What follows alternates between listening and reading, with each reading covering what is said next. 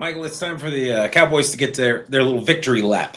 Maybe not so little victory lap. Winning over the Eagles is like the Arizona Cardinals if we ever manage to beat the Seattle Seahawks ever again. So enjoy your lap, and I hope you get more of them in the future. I know we'll get to talk more about your upcoming Thanksgiving game against the Chiefs here soon, and that will be another really good one. It kind of feels like do or die from here on out for Dallas. But they did not die against the Eagles, which is a big deal because it looked like they were going to for the first half. So let's get into this game. You ready?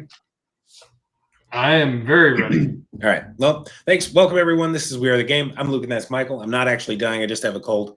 And we're going to get into Dallas' recent win over the Eagles. It was one of the biggest comebacks of the year. And it was a nice statement win for Dallas to really get in there and take this one away from them. So without any further ado, Michael, tell me what happened in this game, however you want to break it down. Well, I mean, one of the most intriguing things is it felt like in the first quarter that just everything kind of went wrong for the Cowboys. One of the fascinating things that Philadelphia is so good at is red zone offense. Like if they can get in the red zone, I think they have like an 80% chance to score or something like that. Like I believe it may even be 80% chance of scoring a touchdown. It's incredible how effective and efficient they are for all of the reasons in the red zone. So, they had a great first series. They walked down. They got in the end zone. A.J. Brown looked like old school A.J. Brown, which was terrifying to watch. He just marched right through us. Then they kind of came back. They immediately got stopped in their next possession. And then came the punt. And the punt, which to be fair, I think it was impossible more or less to see that. In fact, Ryan Flournoy did touch the ball as he was diving in. It didn't get called. He nicked the kicker's leg on his way by, so it was roughing the kicker. It was a massive help to the Eagles at that moment, and they were able to march down A.J. Brown.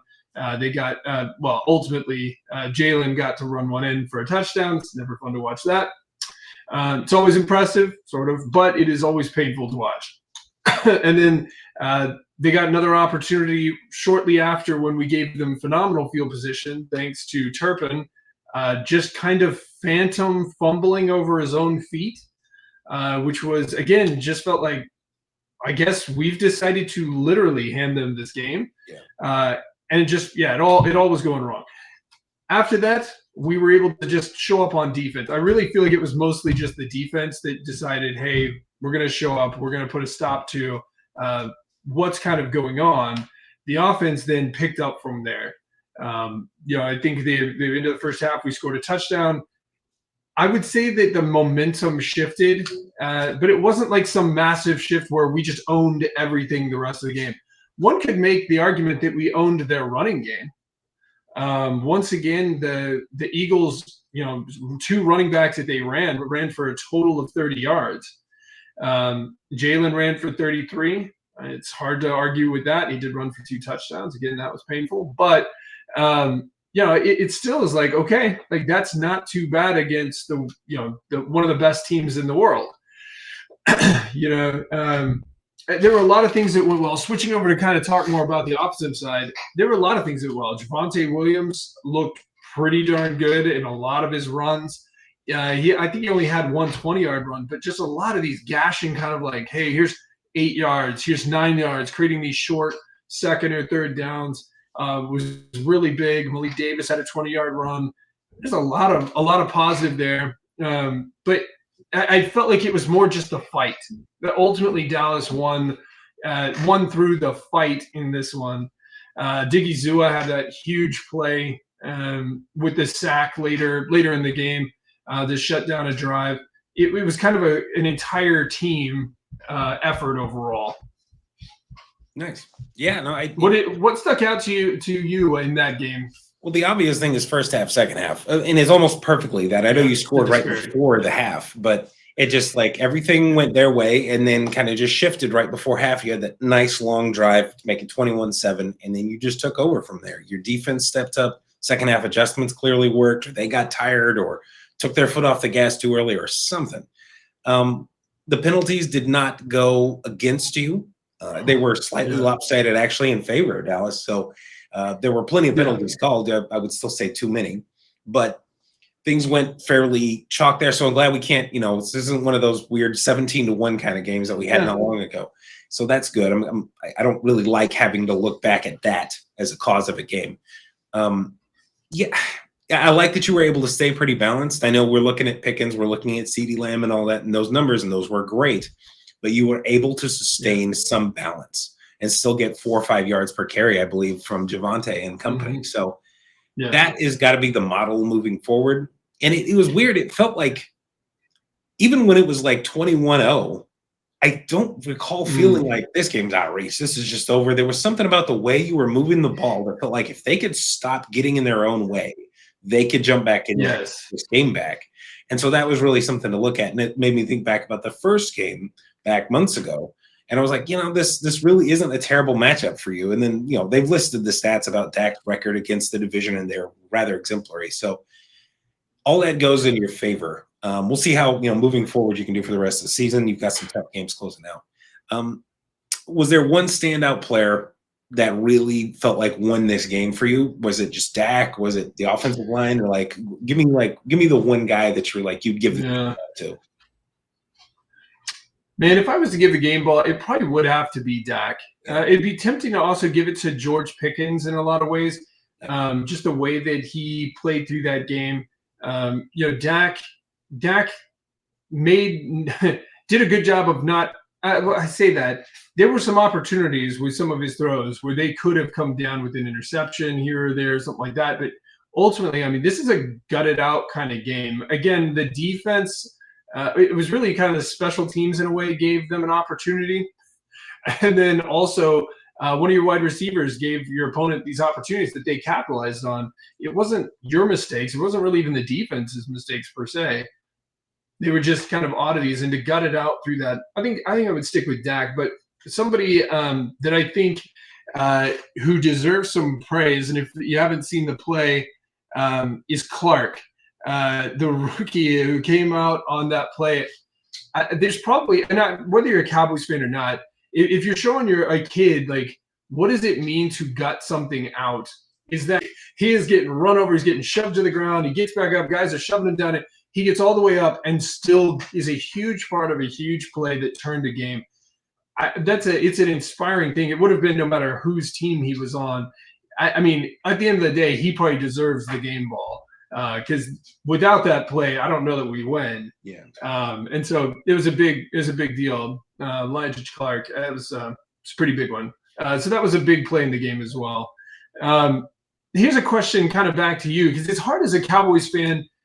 I find myself trying to buy into our defense, right? It's like, well, your defense does look pretty good. They gave up 21 points in the first quarter. A lot of that was assisted by the offense fumbling into the arms of the other team. It was also the punt that we got roughing the kicker. But it's like, is there a reason to really buy in that, hey, we may have gone from being bottom 3 defense in the league to maybe we're a middle of the pack team. Maybe we really are getting some pressure and all of that. Do you see that as a person who's kind of a passive Cowboys fan? Is that just us wanting to hold on to hope, or is that no, there's some real reason to believe that? What do you think? From just the feel of it, yes, it feels like your defense is better. Just from having watched the games, you're just not seeing the 40-yard bombs at free will that Russell Wilson's just cutting loose on you. You're not seeing those kind of things very often at all. Every once in a while, but that's every game. You're going to get a couple of big plays. Yeah. You're just not seeing it all the time. And even statistically, I think back when you played us, pardon me, you were the 20th ranked pass rush win rate in the NFL, and now you're up to 14 in just a few games. Yeah. So it is dramatically improved in just a few weeks. So I don't think you're the best defense in the country at the moment, but you have taken steps to you didn't need to be. You didn't need to be the best defense. You just couldn't be worst. So if you can have your top tier offense and an average defense, then you're a playoff caliber team. Can you win enough games to get you in the playoffs? That's another question. We'll see moving out. But I really do think that there's some optimism And there's a rational reason to think that. But it's not just like, well, one game we strung it together for some reason. It was like, no, we got back Overshown, we added Quinnen Williams, we added Logan Wilson, and we've heard those three guys' names mentioned in games several times in the last few weeks. Like, they were impactful players. So that's the kind of stuff that's encouraging to me, is like when there's an uptick or some increase in productivity, but then it's tied to actual visible reasons, then I'm encouraged. So for your defense, I think it makes a ton of sense, and I'm excited to see what they can do closing out. Can you win enough games? I almost hope that my Cardinals game win doesn't doom you to not make the playoffs, but I'll also be kind of proud of myself at the same time. So, but I can't help myself. So okay, well, excellent. Well, injury news. Tell me about just closing out. What you've heard for injuries for the Dallas Cowboys, like moving forward. What's the good news? What's the bad news so far? I know you've got a game coming up on Thursday, and we'll get into that here in a little bit. But like, is there good news or bad news? Well, I think the question right now is how injured are they? So George Pickens is listed as questionable. I think he's just banged up. I would be shocked right now if George doesn't play. I think it would take a lot to keep him off of a football field right now. So I think they'll take it really easy with him, probably to the game day. He's already, one might say, in pretty good working order with Dak Prescott, so I think he'll be okay. Tyler Guyton is, I think, expected at this point in time to just not play. So not having a left tackle is going to be a challenge. I assume Chris Jones will be happy to hear this news. So we'll see how that plays out. But, I mean, it will be a factor. To be fair, we've only played like 5 games this season or less with our actual offensive line in place. So we're kind of used to shuffling people in and out. But those are the kind of the big ones. I think Diggy Zua ended up getting a little banged up towards the end of that. And I think everyone's banged up in the game against the Eagles. They're the Eagles, and we play each other pretty hard. So I don't expect anyone to be really walking out of that clean. But as far as like guys missing the game, I think it's probably just Guyton. Although I am a little bit concerned about where Pickens will be from a health standpoint. I guess one of the other things to quickly bring up is the big difference between CeeDee Lamb and Pickens right now is how sure-handed they are. Once they catch the ball, they actually still look very similar. Like CeeDee had a couple where he looked like, and he might be gone. It's just balls are going right through his hands right now. And I'm almost more concerned that he kind of gets up and he does this like, hey, it's okay. I don't know what that hand gesture he does is, but it's like, hey, it's okay. Like, it's all right. And it's like, it's not all right. Like, another ball just went through your hands. Like, I think he's telling Dak, I don't know what he's saying, but that's a big one, I think, going in. It's not an injury that we've been told, but it feels like an injury. So hopefully he's able to resolve or work through process. Playing at a high level is not easy. Whatever that is, though, by Thursday, we really need that to kind of work itself out. Yeah. Hopefully he will. We've seen him be consistent in the past. So hopefully this just – I think most of his drops this season have come in the 2 Eagles games. So you don't have to do that again until the playoffs, theoretically. So that's true. Hopefully that's behind it. So, all right. Well, we'll get more into the upcoming Chiefs game here soon. And hopefully that'll be another fun one to talk about afterwards. So until then, thanks everyone for joining us. We're trying to get to 200 subscribers. We'd appreciate anyone who's willing to give us a like and a subscribe. Drop in the comments of yay Cowboys or a boo Cowboys, or you're still going to not make the playoffs or anything like that. We appreciate all the banter, or you're having some fun with it. So we hope you'll join us again. And until that time, I hope you have an absolutely fantastic day.